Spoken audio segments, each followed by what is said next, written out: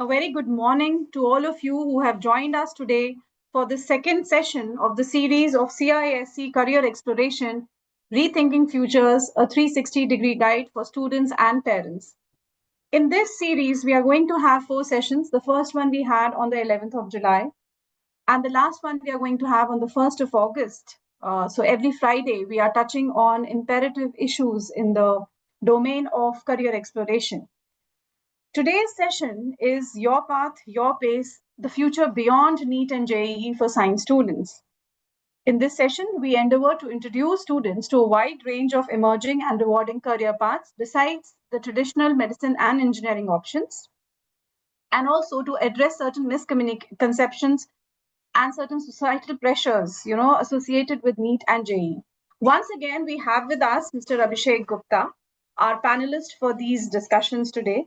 So, Mr. Gupta is a distinguished alumnus of the University of California, Los Angeles, and one of Asia's leading career counselors. He has a remarkable track record of counseling over 1 lakh students and conducting more than 12,000 workshops. The number is growing every day.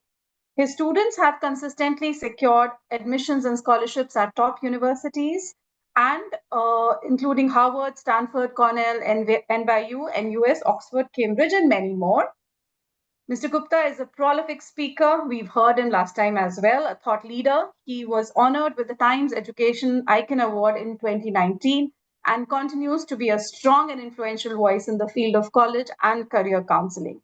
On behalf of Dr. Joseph Emmanuel, our Chief Executive and Secretary, and all members of the CISC fraternity, Mr. Gupta, I welcome you once again. And I would like to call you Abhishek, because that gives us that kind of a base for starting the discussions. On an informal note, we are joined by the students of the science streams specifically from all across the country. So, Abhishek, the platform is all yours. I think we can begin with the discussions. Thank you so much, Dr. Bhavna. And I think today's session is very, very imperative.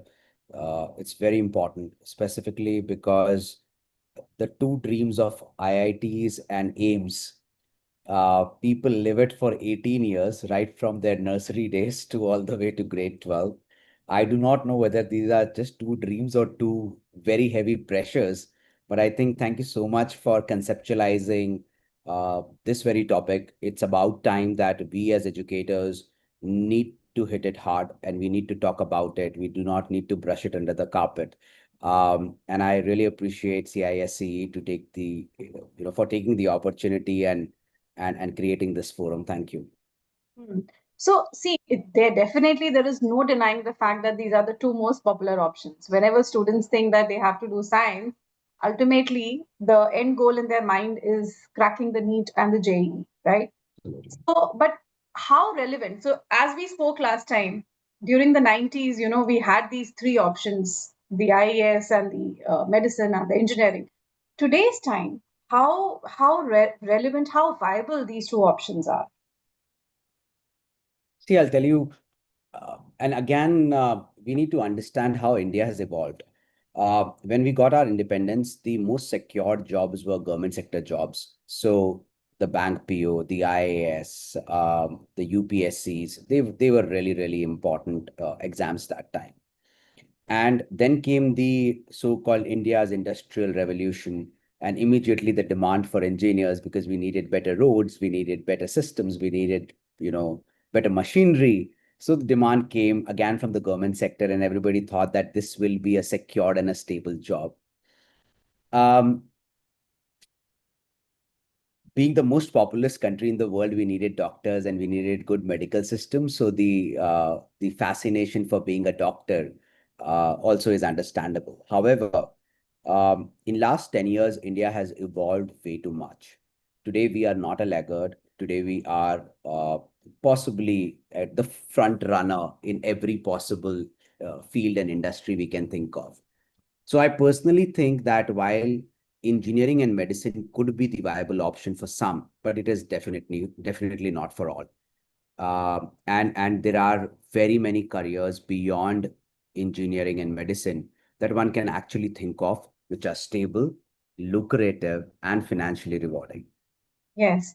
And I think, adolescents, I feel that they have They have an altruistic streak in them. They do want to do something for the society. And I think medicine offers them that as well. The nobility that is attached to the profession, definitely that is something, that the country requires. Very good healthcare professionals. So the idealism that a life as a doctor, that also I feel that they are very attracted to. At the same time, I think it's time we look at the kind of numbers, number of candidates who appear for these examinations, and what are the number of seats in comparison to that, and then also probably talk to our children about that this is not the only way where you can make a difference in healthcare as well in the country. Yeah. Dr. Bhavna, I'll tell you what, data doesn't lie. Okay. The I always say devil is in the detail, right? So the detail is that 25 lakh students will write NEET. 15 lakh students will write JEE for IITs. Now, in terms of medical seats, about 58,000 seats are available from the government institutions. I add the private sector ones, the total comes to about 100,000. Fact remains is 24 lakh students will not make it. Same is the case with engineering. 15 lakh students will write JEE. If I combine the top 20 engineering colleges in our country, right? And I'm assuming that if parents and students are listening today, they are targeting the best, right? So if I target top 20, I do not have more than 60,000 seats. So which means either I become a bad engineer or I become something good in some other stream, right? Now, if you look at this, I would say, and I'll bring another perspective. I was having a discussion with a very prominent medical and engineering coaching institute. I'll not take the name.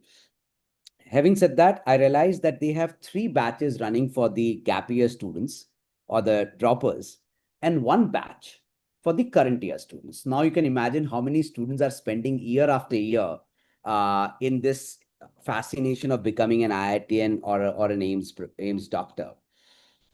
The fact remains is 40 lakh students are appearing for these 2 examinations. About 150,000, 60,000 students will make it.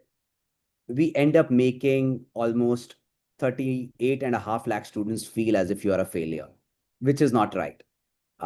Which is definitely not right. They are not failures. It's not that they are failing themselves. It's the capacity constraint or maybe the system which is failing them, right? We do not have that kind of capacity. Now, if I look at all that and if I see the way the world is evolving, I would say there are enough and very many careers, and we'll talk about it for an hour about them. But I'll give you one more perspective towards this mismatch and alignment.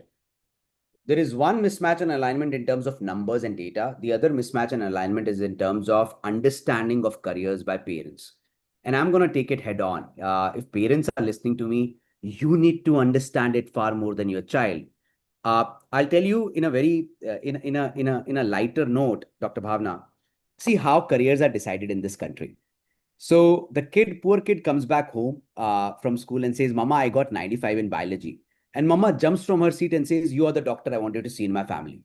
Ho gaya career counseling, right? That poor kid is saying sorry for scoring 95 in biology. Nobody asked her, will you be able to study for 15 years? Because nobody's going to show it to an MBBS. You need an MBA and super specialization. Nobody asked her, will you be able to clear NEET? If you do not clear NEET, then what will happen? So I do understand when you say that it's a very noble profession as a doctor, but I'm sure there are very many other noble professions available. I always say, even if you are running a business, as long as you're paying your taxes on time so that the distribution of income is happening from the rich to the poor and government is able to do their job, if you are ethical in paying your taxes, you are doing a noble job. So it's not just that doctors only do the noble job. Anybody who's ethical in society is going to be doing a noble job. Yes, yes, that indeed is a service enough. But Abhishek, I let's go back to the beginning of this. We talk about the alternative careers, but a student who's secured fairly well, you gave the example, there. If a student who secured fairly well in both mathematics as well as biology, in science, that is, at class 10, and perhaps thinks that has the aptitude to do a PCMB also, right? Then comes the big question that the school perhaps is not offering PCMB, offers either PCM or PCB. So, what do you think should be the deciding factors for the students after class 10 to decide is PCM the way for me, PCB or PCMB? Very interesting question. I do not know whether I'll align well with the board's ethos and school's ideologies, but I'm gonna take a hit at it. And these are disclaimer, everybody. These are my thoughts. I am definitely not speaking on behalf of the board right now. This is very much an individual career counselor's thought. I don't think deciding career or stream on the basis of marks of grade 10 is the right decision. I genuinely do not believe I can always score well in one exam, but do I have interest to sustain it for next 35 years? These are two different things altogether. So yes, board exams are a great indicator of my aptitude, my ability to learn. Am I a good test taker? Have I been taught well? All of that is taken, accepted, but board exams cannot be the deciding factor for stream and the career. Now, if your child has not gone beyond and above the board curriculum to explore his or her interest in sciences, how do you even say that the child is a science student? What if the child really scored well in boards in sciences, but is actually watching international relations channels on YouTube? Now, what do you tell that child? That just because he's scoring well, she's scoring well, they are science student? Not really. So I think there are enough and very many assessments out there, like I told last time also, and we can definitely talk about it in detail if you feel like. Having said that, there are enough and very many assessments available which can map your child's aptitude, interest, and skills. Leave the personality aside. Personality is not important in today's time to find out the right career, but as long as we can find out the aptitude, interest, and skill, you will be able to identify the right career for your child. And interest should not be seen in by the marks in one particular subject in one particular exam. Interest should be sustainable and should be engaging. Right. So, yes, for the students who want to choose between biology and mathematics at class 11, um, anything? uh, Yeah, so I'll tell you what. Generally, I say that the school is the best possible decision maker if they are not giving you mathematics in grade 11 and 12. There is a reason behind it, because they have seen that you are struggling with mathematics and you are not able to possibly handle it. However, as a thumb rule, if I have to make a generic statement, I would say it's okay to score a 70 at times, but it's not okay to leave mathematics. That's simply because most of the futuristic careers in today's time end in words like analytics, end in words like informatics, um, and there is no analytics possible or no informatics possible without basic mathematics or statistics. For example, since we are on the topic of beyond careers beyond engineering and medicine, for example, there is a very high paying career for biology students, which actually takes about 4 to 6 years after grade 12, can pay you much higher if money is a criteria, can pay you much higher than becoming a doctor, because becoming a doctor would take about 15 years. This career is called bioinformatics. Now, this career is not possible without mathematics in grade 11 and 12, right? I can do genetics without mathematics. I can do microbiology without mathematics. So there are enough careers without mathematics and there are enough careers with mathematics. See if you have interest, and do not define interest, like I said before, by marks. As long as you can score in other subjects well and you are ready to take it as an optional subject, you know you can handle it, your school is willing to give it, your school understands that you have a passion for it, go for it. That's a very, very good piece of advice, Abhishek, I must say, because this is a question, that people, children are struggling with. That if I'm not getting the marks in perhaps mathematics, my school or my parents might ask me to drop that subject. But here you are saying that it is always, see, until and unless you're absolutely clear that yes, fine, medical is a way for me or engineering is a way for me. But if you want to look at an alternative career path, it is always better that you also have maths along with biology because it opens up a lot of other, areas for you to go into. Thank you for that. You tell me this, Abhishek. I'm really interested to know that for a student, very early on in our system, this whole conditioning about doctor and engineering, doctoring, all of this begins. I think from the time, or almost from the fifth standard, the sixth standard, we keep asking, start asking our children, what do you want to become? Mostly, outsiders, they ask, what is it that you want to be? What is it that you want to be? And by class, eight, we expect them to be absolutely clear, Right. which is, I feel that that is unfair on the children, and students, even at times I've met students, who are not very clear, even after they have chosen a certain discipline, they're not very clear. Now, it's a very judgmental Indian society. We say, oh, now also you have not decided what you have to do. And the student can always turn around and say, well, I wish you explore these subjects more. I first want to study them, and then I want to find those pockets of interest that I have. Why is it that I have to take on this decision, for the sake of my parents or for the sake of the school or for some kind of structure in my life towards coachings and all of those things, that I need to say today that fine, I want to be a doctor or I want to go in for engineering. How what is a piece of advice you will give to students, that how should they be able to discern whether it is societal pressure, peer pressure that they are falling into, or is it actually something that they want to do? All right, so two pieces here. One definitely an advice for the parents and the students, and one a request with the educators at large also. And I'll start with educators first. I would say that, you know, please stop defining PCM as non-medical and PCB as medical. Come up with more liberal terminologies, which is something like chemistry, biology led careers, or tech led careers and mathematics led careers. That will be the first breaking down of the traditional mindset. I have seen schools even in today's time, and I'm not naming a school, but I've seen schools. My son is also a high schooler, where when the subject selection form comes, it clearly says medical, non-medical, commerce, and humanities. I mean, we are talking about a very liberal era. We are in an NEP-led era right now, where we are talking about that break down these shackles and talk about subjects than just buckets per se. So that'll be one. Number two, I would tell students that it is it is important sometimes to open up to your parents. हो क्या रहा है, ma'am? I'll tell you honestly. Teenagers are going through a lot, but and at the end of the day, they keep on blaming that parents don't understand, schools don't understand. Even teenagers need to understand today that they need to go and talk to the parents instead of arguing with them all the time. Because argument में एक चीज हो रही है, ना तो parents सुन रहा है ना बच्चा सुन रहा है, right? The conversation is not happening.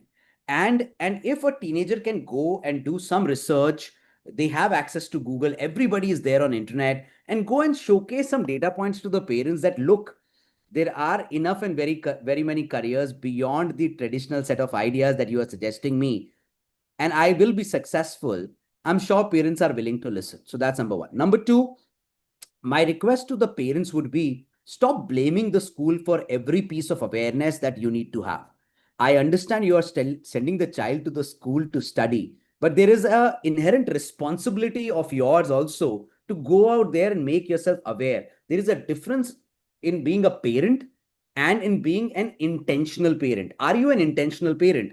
If you are an intentional parent, you will start researching yourself. You will start seeing that, okay, newspapers are saying engineers are finding difficulty in getting a job.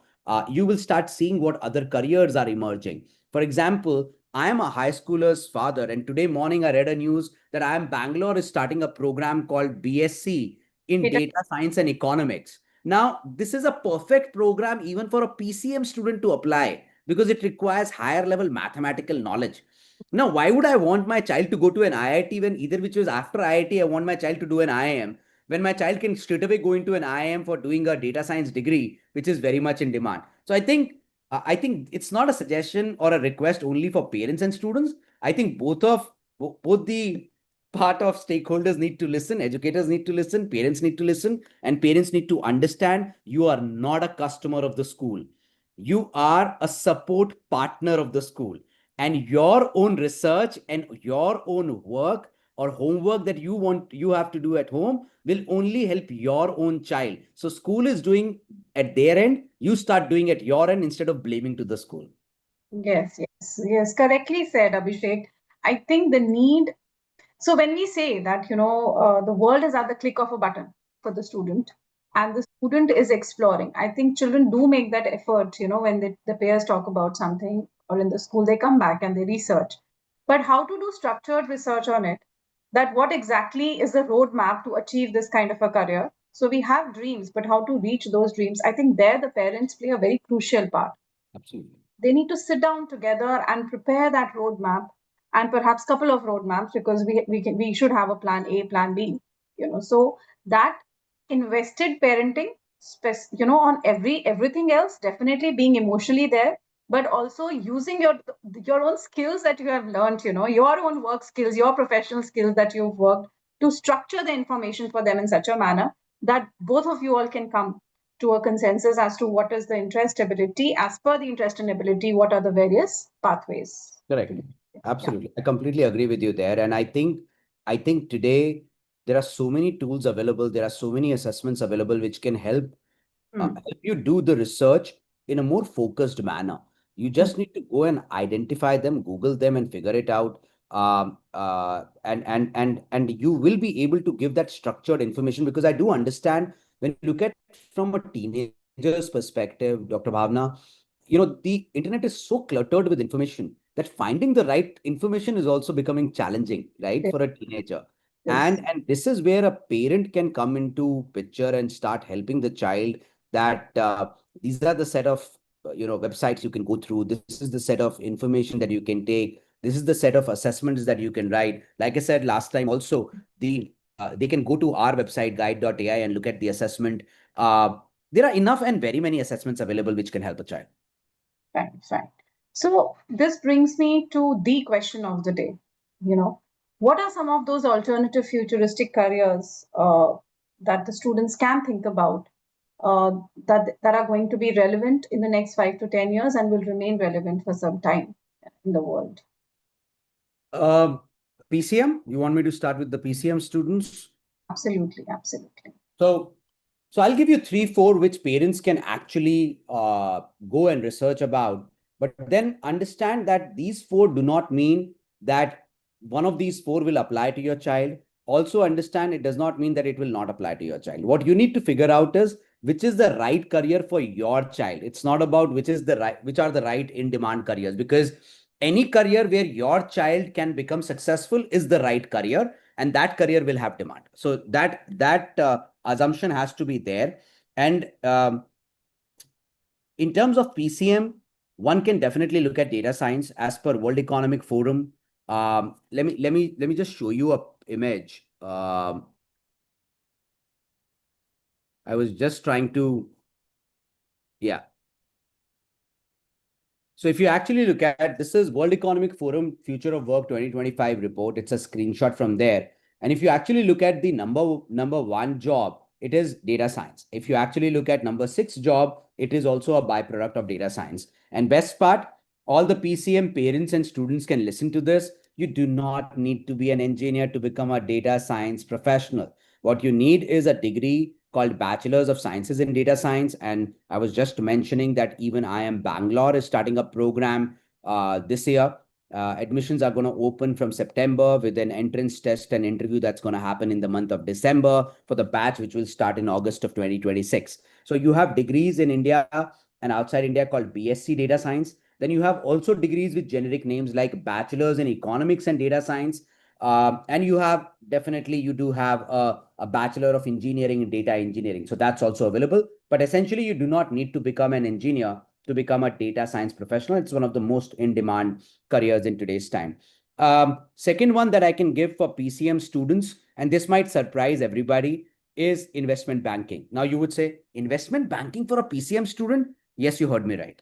The fact remains is that you need to understand PCM does not mean that you only have physics and chemistry. It also means you have mathematics.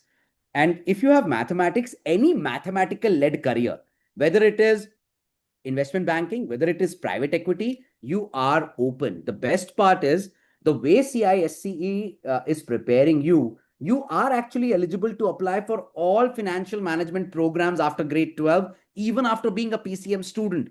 And investment banking is one of the highest paid careers in the world. So if you're a PCM student, why do you want to just be an engineer? Why can't you become an investment banker? So that's second one. The third one that I would give you is space sciences, that too without the engineering route. So you can actually do your bachelor's in physics.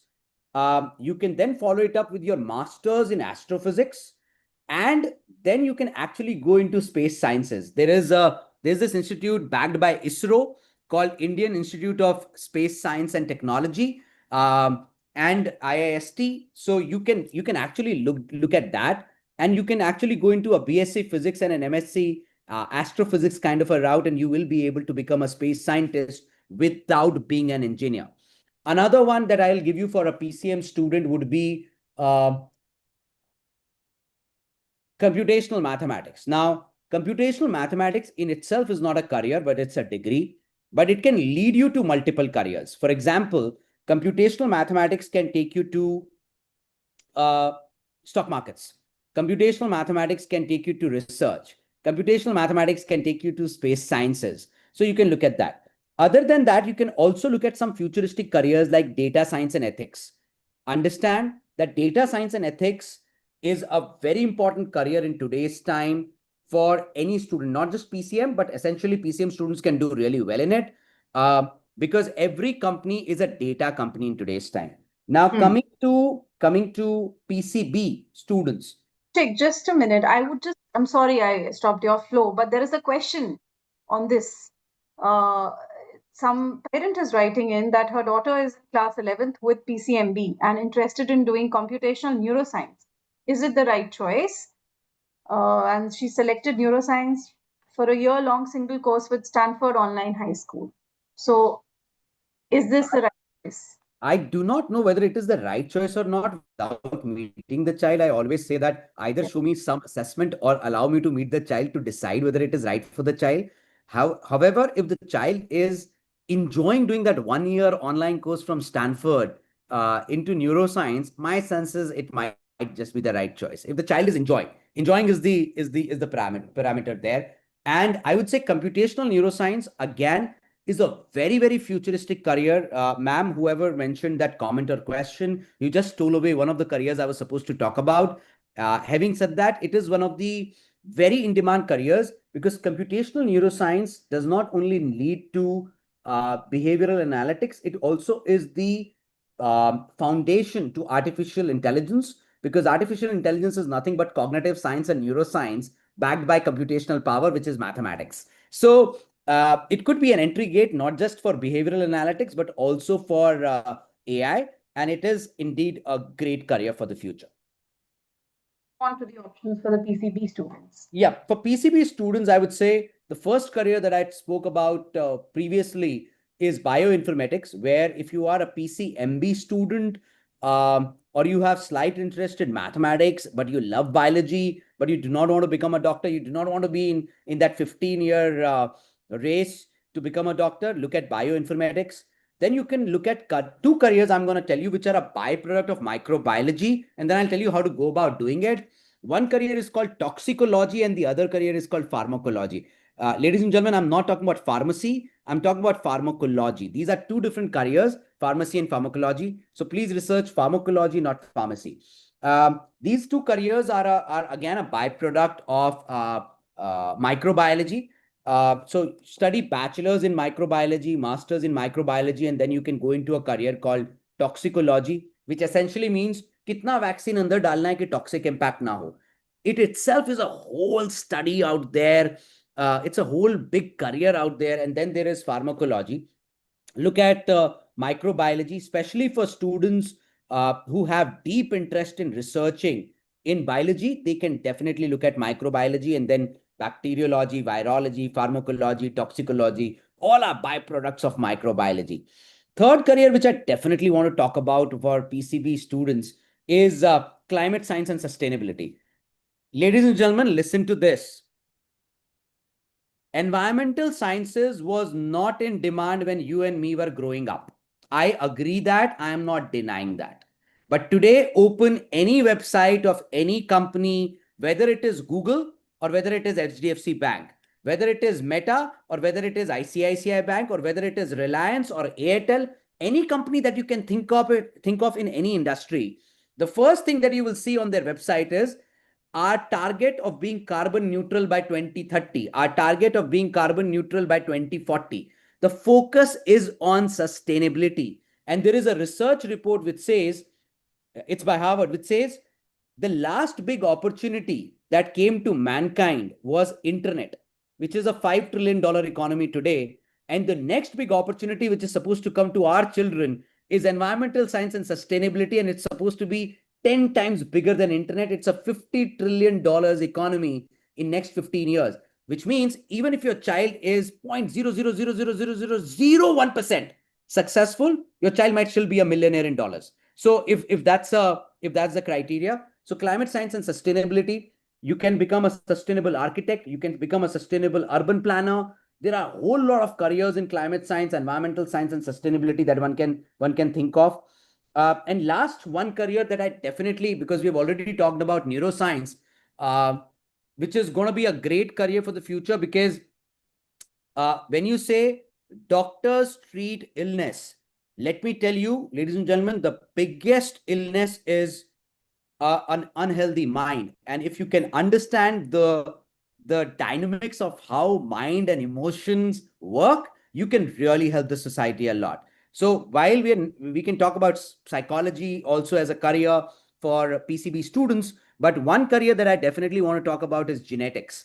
A byproduct of biotechnology also, and you can even study pure genetics and life sciences. Degrees that are available in India is BSc in genetics or BSc in life sciences and genetics. You can look at that, or you can do a BSc in biotechnology and then go into genetics. And genetics engineering is the name of the future, is the name that you really need to think about. We are going towards an era where one fine day, somebody who does not have one hand, we might be able to grow a hand in the lab and be able to make him correct. So these are the careers that PCB students can think of. However, another 30 seconds, Dr. Bhavna. I know I've taken a lot of time, but another 30 seconds is PCM students and PCB students, please understand. Today, careers are not byproduct of just linear subjects. So if PCM students want, they can think about commerce related careers. And if PCB students want, they can also think about commerce as well as humanities related careers. So don't think just because you loved PCB in grade 11 and 12, or you thought that you would love PCB, and let's say you have taken PCB and now you're realizing, oh damn, don't think it's end of life. It is not. Enjoy your PCB till grade 12. And still explore other opportunities which are out there. It'll be very surprising for some of the parents to know a PCB student can become a lawyer, a PCB student can go into media and communication, a PCM student can become an investment banker. So where is the problem? Yes. Yes, absolutely. The way, the career options are so many, and there is intersectionality, there is, overlapping of the disciplines. And it is a possibility now that a student who's done biology and has interest in history can go ahead and, become an anthropologist or study ecology. Absolutely. There are so many options that are available. And you spoke about environmental science. So I think on this platform I can say that CISCE is the only board in the country that is offering environmental science as a subject at class 11th and 12th. Wow. We offer two subjects at class 9th and 10th level on environmental science. One is environmental science and the other is environmental applications. Right. Two subjects at 9th and 10th, they can take any of those, and a full-fledged subject in class 11th and 12th. So climate change and sustainability is definitely one of those, careers I think our students can look at very, very seriously. And as you said, You're making me really happy as a counselor, and I'm speaking on behalf of all the counselors because we meet in so many forums. We always wanted our national curriculum to think about AI. We always wanted our national curriculum to think about climate science and sustainability, because this is future. This is the future, and future is already here. And when you tell me that CISC is already having a subject like AI, and you can integrate with any other subject, and now you are telling me that you have environmental science also. I think it's now for the parents to realize the amount of options CISC is giving. And Yes. my question to the parents through this forum would be, are you even aware what kind of options CISC is giving?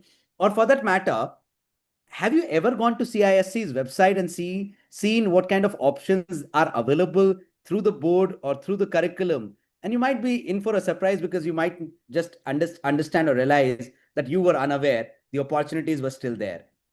Yes, thank you so much for that, Abhishek. We keep talking to parents, to schools, telling them that these are the things that we already do and these are the new initiatives we are coming up. And from class 6 to 8, I think from next year onwards, to give students a feel of what climate tech is all about, we are bringing in modules on climate change and sustainability for class 6 to 8 also from next year onwards, and a new syllabus, a new course on environmental education with elements of climate change and sustainability in them. So what we want is students should get an actual feel of the subject, because this is the way to go. This is the future career, one of the most booming, I think, fields, and they must get an idea. And if I may add, biology, chemistry is very well related with environmental sciences, because what is environmental science? How human beings relate to the environment, function in the environment, affect the environment, and how environment affects us. So as long as a child is a PCB student and can combine environmental science, they will be great. As long as a child is a PCM student can combine environmental science, they will also be great, because you need sustainable engineers, you need sustainable architects. Similarly, you need people who understand environmental science, climate tech, and sustainability. And I think many congratulations to you, Dr. Bhavna, for thinking futuristic as a national curriculum. It's surprising for me, but I'm very happy. Thank you. And Abhishek, we have a couple of questions on this. Can climate science and sustainability be pursued by a PCM student? Correct. It can be. Yeah, it can be. I think there are climate tech courses which are BTech and climate tech that are there in the country, in our country now. And, Absolutely. students can. That's what I'm trying to say. So, whoever asked this question, my request to you is, and to everybody again, stop thinking whether these subjects can lead to a particular career. These subjects any subject can lead to a particular career, because in a career there are multiple roles. So when we say climate science and sustainability, there could be a scientist, there could be a researcher, there could be a technologist, there could even be a data science person specialist in climate science and sustainability. So a PCM student can go towards climate tech and come up with ways and means how AC can be made more environmental friendly, right? How a refrigerator can be more environmental friendly. Climate tech itself is a whole world out there. And yes, a PCM student can study climate science and sustainability. Thank you for clarifying on that. Now, we wanted to discuss a little bit about the gap year. You did mention about it briefly ahead also, that so there is confusion as to whether gap years should be taken. Are gap years good? There is still a judgment on gap years in our society. So please do speak about the gap year. Depends, when are we asking to take a gap year? Okay, so I'll tell you. If my son comes to me today and says, Pa, I want to take a gap year only because I want to explore myself, I'll be like, hell, take it. Because doesn't matter, buddy, whether you graduate at 21 or you graduate at 22. But if you are ready to invest your time, learn something new before you go to college, explore, travel the world, learn new cuisine, want to learn how to cook, do it. Not a problem.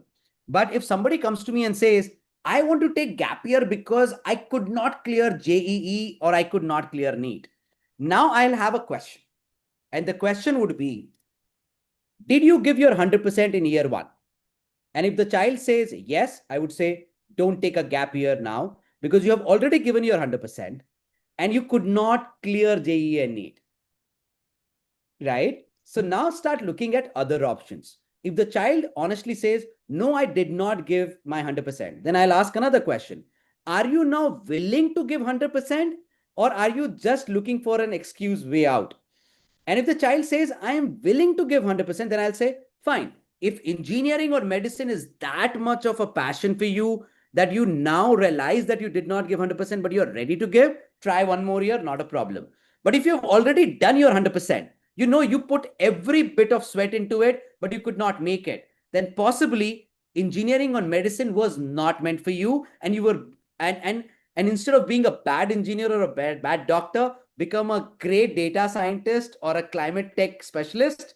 That'll be far better for you. So depends on that. But to answer your question, in a more generic manner, Dr. Bhavna, I would say it's okay to have a gap year as long as you are aware how are you going to engage the child in the gap year. Hmm. At school, it is easy to engage. There is a decorum, there is a curriculum, there are modules and trimesters and semesters, and the child is busy.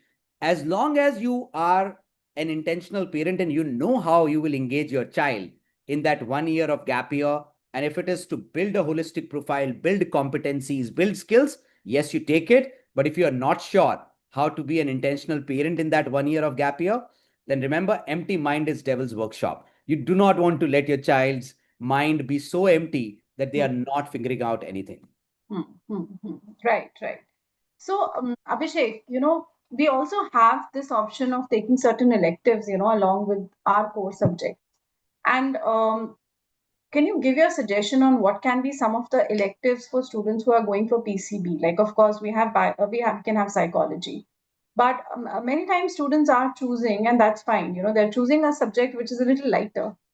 I'll not name the subject, but they choose subjects that are lighter so that they can focus more on the other subjects, and their percentage would also not get any down because of taking a certain subject. They're able to take it up.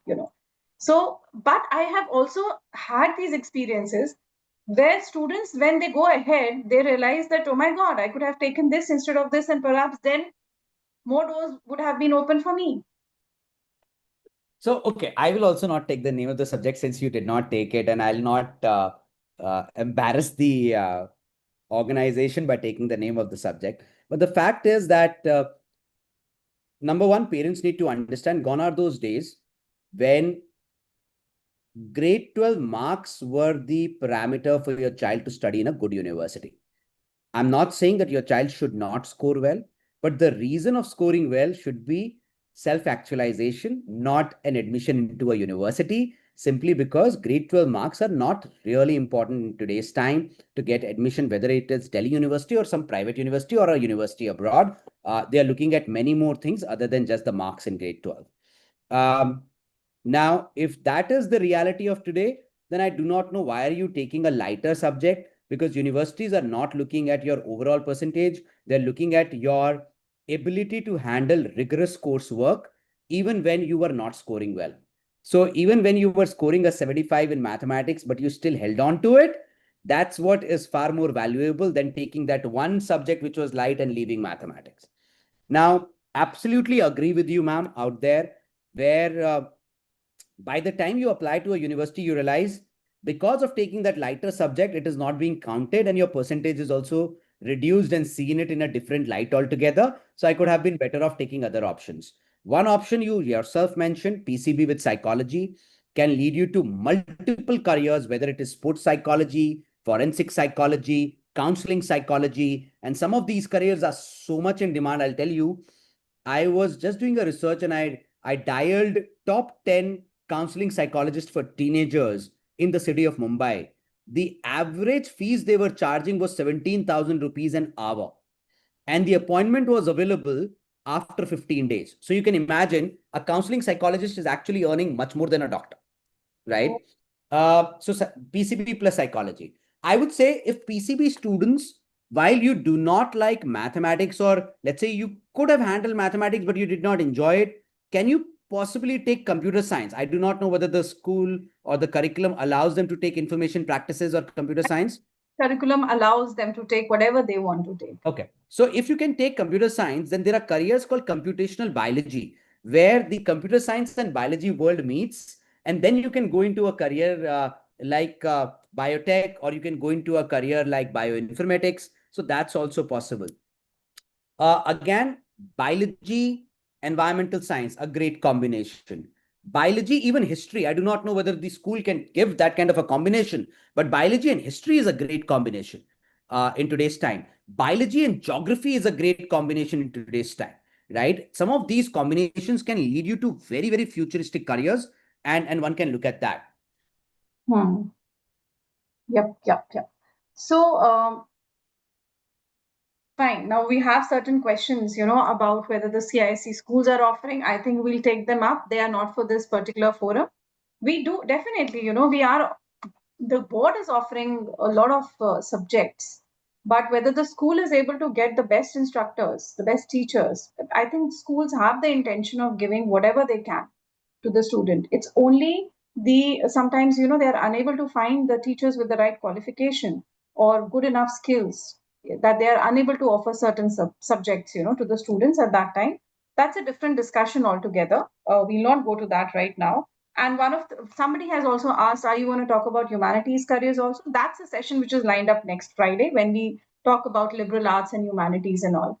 So one more question I'll ask Abhishek about this, that a lot of universities that have come up in the country recently are offering multidisciplinary courses. I know you might be saying, okay, ma'am's question is repetitive in nature, but as a parent, I do feel at times that with this research component added to this, is this course good enough? The same course is being offered by another university without this research component added. The duration of internships vary. The course is same in both the universities, but the duration of internships, the research angle to it is there, is not there. How does one decide? Okay, multidisciplinarity, interdisciplinarity, fine, I can still do with, because I understand that my child is going to have a lot of options. But whether research component is added to it or not, whether internships are more important than the research component, whether this thing about the skill subjects, are they industry relevant or not? These are all the questions that come to our mind before we are ready to pay that big amount to the university, saying that, wow, this is a great course, it's a niche course, we understand. But we also need to know whether it's actually going to help the child. So I'll ask the question to the parents, and I know I cannot see their comments. Maybe you can see their comments, but I'll ask a question to the parents while I'm answering your question. Imagine you are a CEO of a company and you have one vacancy and two candidates apply, and the first one says I got 95% in school, 75% in college. The second one comes and says I got 75% in school, 75% in college. But when I was coming for this interview, I had two internships and one was under your competition. Whom will you hire as a CEO? And my bet is, if the parents are listening on YouTube, you would hire the second one, because real life knowledge and experience is far more important than just academic knowledge. It is, it may not be less important, it could be equally important, but it is very important. You cannot take away that. Now, if you are looking at universities, and I mean, forget about as a counselor, but as a father, what do I look at? I look at the broad curriculum, and when I look at the curriculum, I also try and see, is this curriculum suiting my child? So for example, there could be a certain course which is very high on mathematics, but a similar course in another university could be a little less on mathematics. And I would see if my child is comfortable with mathematics or not. So that's the academic research angle that you will do to the particular course. In terms of skill-based subjects and in terms of building real life skill sets, please take it from me, parents, educators, teachers, whoever is listening. World has gone past beyond the name of the degree. It has gone into an era called skills. And if curriculum providers like CISCE are emphasizing on skill-based subject, there is a merit to the case, because CISCE understands the requirement of higher ed institutions, and to cater to that requirement, they are introducing the subjects so that your and my child is not left behind. So please have enough focus on it. Remember, research and internship really build your child's competency and employability. So if you have an institution which says, I'm going to teach for an additional year, it might add on to your cost, but this additional year is an honors year because your child is going to do a research, or this additional year is an internship year because your child is going for a 6 months optional practical training or a co-op or an internship, whatever name they give it. Please go for that honors additional year program. It is okay for your child to graduate at 22 with a higher salary, but it is not okay for your child to graduate at 21 with a lesser salary. Please understand that. And internship and research makes you employable. Academics make you competent, but internship and research makes you employable. Yeah, right. Very well said. I think we have generated a lot of interest in the combinations of history and getting a lot of questions That's in on, the humanities section, right? yeah, but they are talking about, can you elaborate on the biology and geography combinations? And also, a very interesting question, can a PCM student go ahead and do counseling psychology? 100%. Why can't? I'm a commerce student who is not a qualified counseling psychologist because I'm a career counselor, not a therapist. Understand that. But why can't a commerce student go and study psychology at bachelor's level? Tell me one university which stops you. There is none. There is no university that will stop you from studying psychology at bachelor's level. So do your bachelor's in psychology and do your master's in counseling psychology, and there you are. And guess what? I mean, you are just talking about can a person become. I'll tell you the opportunity that lies ahead of you. In India, we graduate almost 30 lakh engineers every year, and Times of India says 83% of them are unemployable this year. That's a Times of India report on March 20th. Okay, that 83% of them are unemployable. Now imagine 55% of our population below the age of 21, 95% population confused or lost, and at least 23% population suffering from some kind of a mental health issue but unable to say it. There's so much of demand. Let's cater to that demand. And that demand makes you a counseling psychologist or career counselor, and you are good at it. Academic subjects are one thing, and your ability to be a good counselor is another thing. As long as you can empathize, as long as you can relate, as long as you can put yourself into the shoes of the other person and be non-judgmental. Because here is a career where people will love to come and open up to you, and you don't have to be judgmental. They have their own sets of issues and problems. So yes, a PCM student can become a great counseling psychologist too. Yeah, thanks. Thank you. And the question on if you could elaborate on some careers for a combination of a biology and history, as we said, anthropology was one of them, biology and history, biology and geography. So, Okay, so understanding this is very important to understand. Even without going into the name of the specific careers, biology, and let's start with biology and geography. Uh, Geography is understanding the landmass, the topography, the ecology. That is all a part of the geography, right? Now, when you combine biology with geography, that's when you become a deadly combination for becoming a sustainable scientist.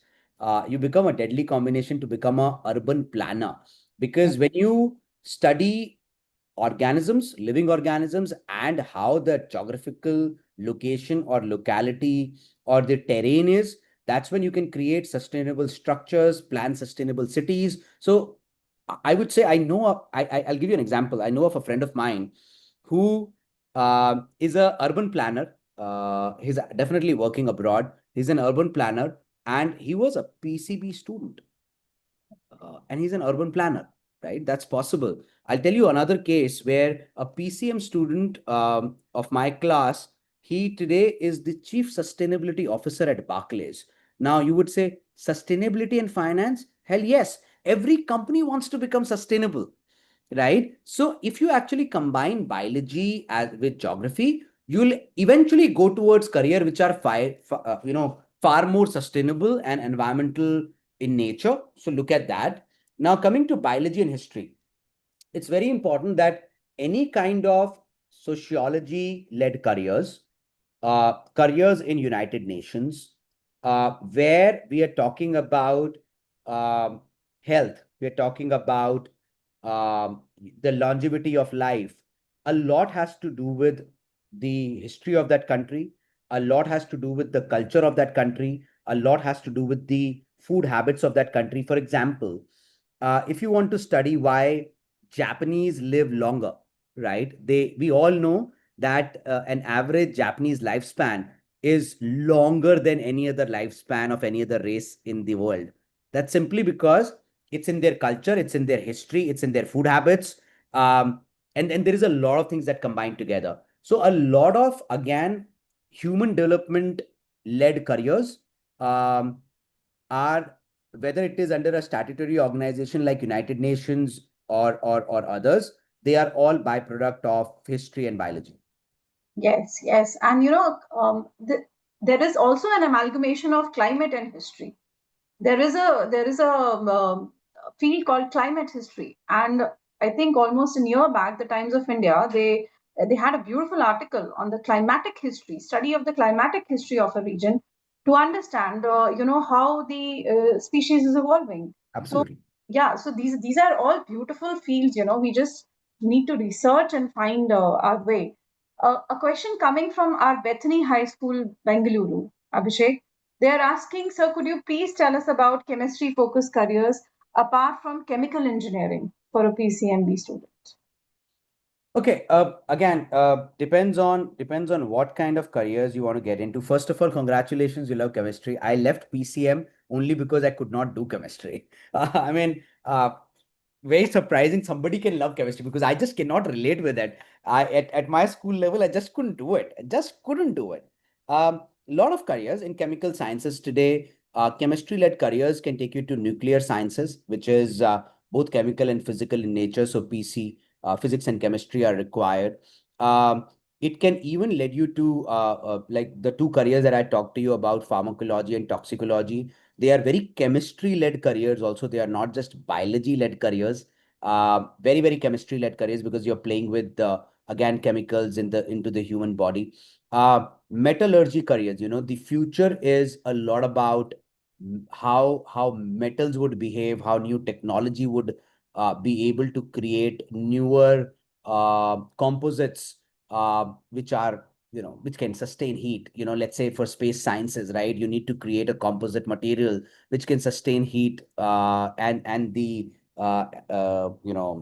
friction when the spacecraft enters the Earth atmosphere again. So a lot of metallurgical led careers. Chemistry can lead you to battery sciences. If somebody can look at that, oh my God, I can't tell you, you would be the most in demand person because from your mobile phones to cars, everything is electronic. And the biggest concern that human brain is not able to solve right now is how can we increase the battery life without hurting the environment a lot. So if you are able to get into battery science, great. Chemistry can lead you to uh, even defense services because a lot of research is being done how to prevent human race from chemical weapons. So a lot of career opens up in chemistry as well. Certainly, I think material management is also one of the things. And it comes into sustainability sector also. What are the materials that can be used that are sustainable Absolutely. and renewable? And renewable energy in itself is a field open for people who are interested in chemistry. So yes, thank you for all of those wonderful insights that you've given into this evolving world of careers now, specifically for science students. It is this whole journey of choosing science in the country. It is laden with the expectations of the parents, laden with the students' own expectations. And we again also have to look at what we've been speaking about, the number of people who sit for it. At the end of the day, probably once a student realizes that, okay, yes, I did my best, I gave it my best, and now the time has come for me to perhaps take a decision whether I need to continue pursuing this preparation of mine or moving ahead. This is a milestone decision because this is something that they were living with for the past almost 4 years, that this is what I'm going to do. At the end of this secondary school journey of mine, I'm going to do this.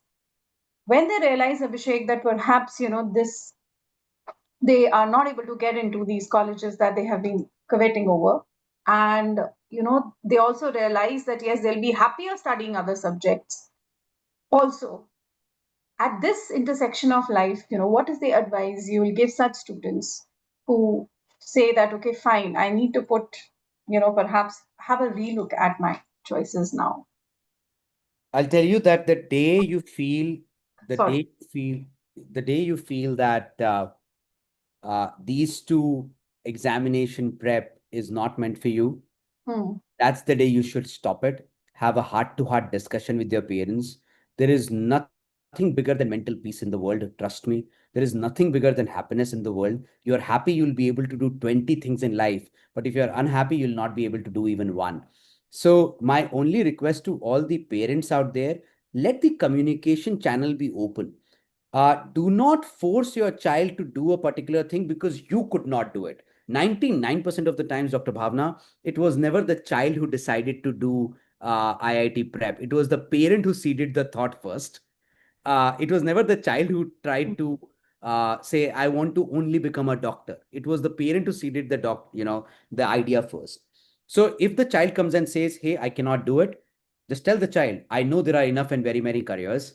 Let's sit and research about them and let's see where your heart lies, where your aptitude lies, and where your skills lies. Because, like I said, every doctor is not successful, ladies and gentlemen. Every engineer is not successful, but your child can be successful in an area where they put their heart and mind both to it.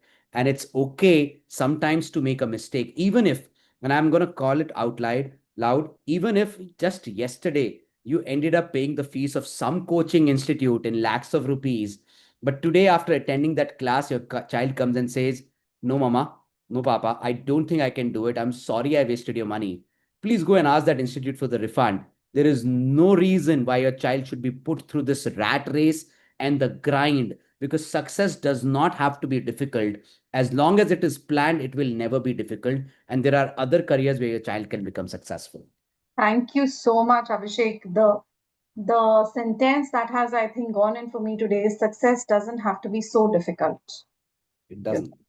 So this is something, and I would like to just end on this positive note that, dear children, the decision that you have taken to enter the field of science and move towards the preparations for clearing NEET and JEE, we are with you. Your parents are with you. We are all there for you. And as we said, that give it your best, give it your 100%. At the same time, do not compromise with your mental health. Do not compromise with your physical health as well. Take care of that. See to it that you're in a happy space. You keep the communication channels open. There isn't anything that cannot be spoken about, and you can move ahead. Your parents they can give you a lot of solutions to the time management concerns that you are having. And I think together, you and your parents, you'll partner well. So do partner with them. As Abhishek said, that do talk to them. Teenagers also need to understand that parents come from a place where they're in a very competitive work life, and they come back home and they tell you, oh, you don't know what's happening outside, it's so competitive outside, you need to do this, you need to do that. Understand that they are concerned for you. They want to nurture you in a way possible that you are not facing the so-called negativities of the work life so much. Definitely, we as parents need to understand that we cannot do that for them. They will have to learn through the steps that they take and the choices that they make. So, said that, I think we need to partner. The school, the parent, and the child, we all need to partner together. The board is with you. Move ahead. We are offering a lot of flexible choices. Do take them. My request to the schools that do ask us, what are the ways and means in which you can take up all these subjects and offer them at your school level, how the board can help you with that. We are ready for that. And yes, definitely, children, as you go ahead, in case you feel that you need to rethink and you need to think about an alternative career pathway, please feel free to talk to your parents, discuss, and take that decision. Yeah. Just 10 seconds, Dr. Bhavana. I just want to add one request to all the parents and educators, Hmm. especially the educators. Please stop glamorizing those IIT rank holders and NEET rank holders in the advertisements. You are not helping the society by doing that, because that just puts that pressure and the ball rolling that there is no success without IIT and there is no success without NEET, which is not true. Stop doing that, and parents, please stop looking at those advertisements. It's just one side of the story. You still have to see the other side, which is far more pretty and far more beautiful. Trust me. Thank you so much, Abhishek, for your time and expertise, for sharing all of this wonderful information with our parents, students, and teachers. Thank you once again. And we'll see you next Friday with a session on the careers for humanities and liberal arts. There's a lot of excitement about that already. So Thank you. thank you so much for being a part of this series for us. Thanks so much. Good afternoon, everyone. See you next Friday.